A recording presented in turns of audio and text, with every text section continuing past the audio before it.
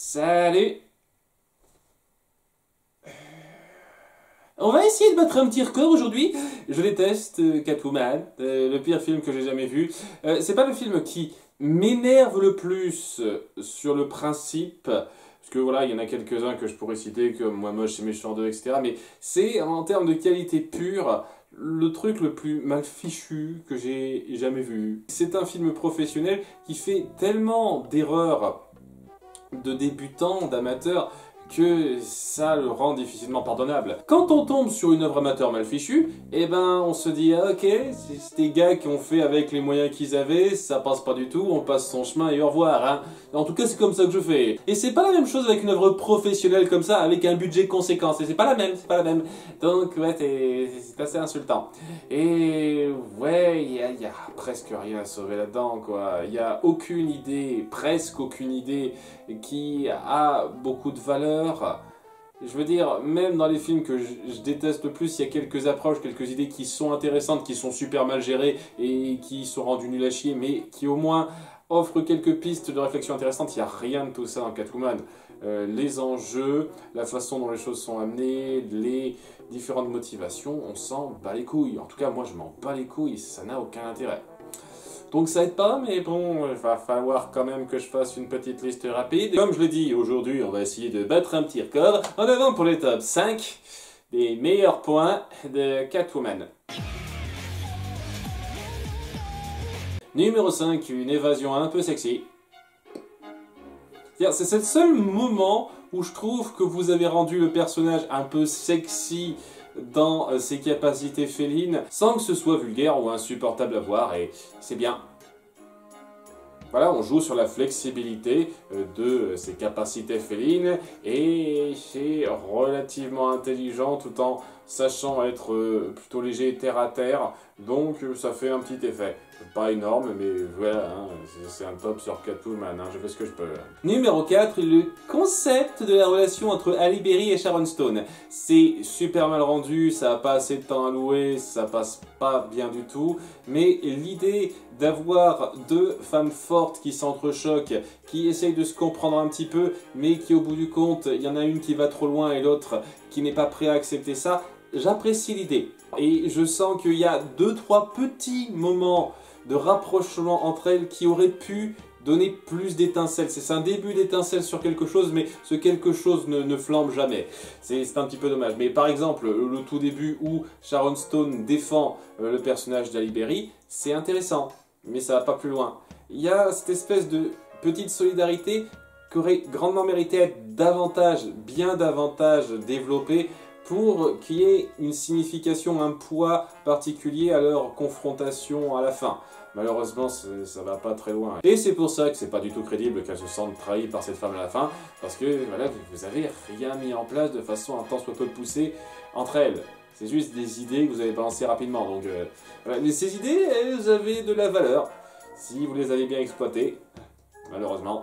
Numéro 3, l'approche setup payoff qui marche un tout petit peu à 2-3 moments.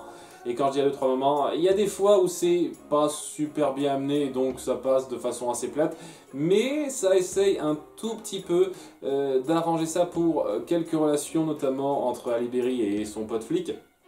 Et ouais, ça vole pas particulièrement haut, mais il y a quand même un point qui m'a un peu marqué, c'est le fait que, voilà, le moment où elle est très conne et elle manque de se tuer en voulant sauver un chat, et ben on rejoue là-dessus après coup lorsque le flic l'interroge vers la fin, en disant « Qu'est-ce que t'as vu la première fois que tu m'as croisé ?» Il dit « Ah, j'ai vu une femme forte qui était prête à se sacrifier pour sauver un chat. » Non, non, tu as vu une tarée qui allait se suicider.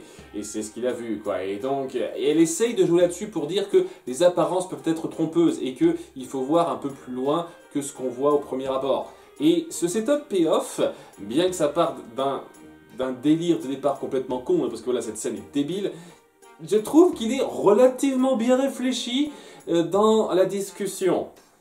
Je peux un tout petit peu louer ça. Numéro 2, le seul moment de montage réussi. Le montage est affligeant et c'est la pire tare de ce film, je le dis clairement, c'est une plaît à supporter visuellement et même en termes d'audio parce que voilà, la musique d'accompagnement est assourdissante une partie du temps. Mais il y a un passage que j'ai trouvé plutôt malin, bon, assez classique, c'est pas le premier film à faire ça, où elle se retrouve seule au bureau, le temps défile pour tout le monde sauf pour elle, parce qu'elle est un peu dans sa bulle toute seule. L'effet est cool, montrant d'une part différentes vitesses de défilement pour un personnage et pour le reste du cadre, ce qui est plutôt pas simple à faire comme ça facilement. Et aussi ça appuie le fait que notre héroïne est un petit peu seule dans ses préoccupations et le travail qu'on lui demande. Elle est prise dans son travail et donc elle voit pas le temps défiler autant que les autres parce que les choses sont plus ennuyeuses pour elle à l'heure actuelle, ce qui, j'imagine, fera un contre-coup au fait que sa vie s'éveillera lorsqu'elle mourra. Voilà, le montage est bien, c'est un bon moment de montage, je tiens à l'appuyer, c'est particulièrement remarquable dans ce film qui foire son montage tellement de fois. Et numéro 1, le casting. Sincèrement, je trouve que le choix des acteurs est plutôt bien rendu. Je ne trouve pas une seule seconde que Halle Berry soit une mauvaise actrice, Sharon Stone non plus. Les différents acteurs sont plutôt bien pensés pour leur rôle, et s'ils avaient été mieux dirigés, auraient pu rendre les personnages un petit peu mieux, mais voilà, on ne peut pas sauver un texte de merde. On a beau être un très bon acteur, on ne peut pas sauver un texte mal fichu, un scénario mal branlé et un montage aux fraises. Votre jeu d'acteur, aussi bon soit-il, ne peut pas rattraper ça. Donc ouais, les acteurs, je trouve, qui sont bien pensés pour les types de personnages qu'on veut créer. Sharon Stone, le fait qu'on joue sur cette actrice qui commençait déjà à prendre de l'âge à ce moment-là, et donc en parallèle la frustration du personnage de vieillir, c'est intelligent comme choix. Et même les rôles secondaires, il y a des acteurs plutôt reconnaissables qu'on a vus dans des séries avant ou dans d'autres rôles un petit peu connus, donc ils sortent pas de nulle part et qui rendent très bien ce qu'on leur demande de faire. Ce qu'on leur demande de faire n'est pas génial, mais ils rendent très bien leurs apparitions pour la menace, le moment d'information qui sont censés dénoter. À part peut-être les copains de Halle Berry que j'ai pas des masses appréciés dans le jeu, je trouve que le casting s'en sort très bien. Et c'est un point indéniable qui ne sauve pas le film, ça rend peut-être même la chose frustrante parce que ce scénario et ce réalisateur en tout cas sur ce coup-là ne méritaient pas un tel casting 4 étoiles comme ça. Et ouais, quand on voit ce qu'on en fait, c'est vraiment frustrant. Mais ça reste un point positif malgré tout parce que ce n'est pas la faute des acteurs si ce film craint. Clairement pas. Et Halle Berry ne méritait clairement pas un Razzie Award pour cette performance. C'était clairement un problème de texte et de mise en scène. C'est évident pour moi. Voilà. C'est tout ce que j'ai à dire. J'ose espérer que cette vidéo courte vous aura plu. Est-ce que j'ai battu mon record? Il me semble que c'était un tout petit peu moins de 10 minutes avec Cendrillon 2. Est-ce que j'ai battu ce record-là? On verra bien au montage. A bientôt pour de nouvelles vidéos. Bye!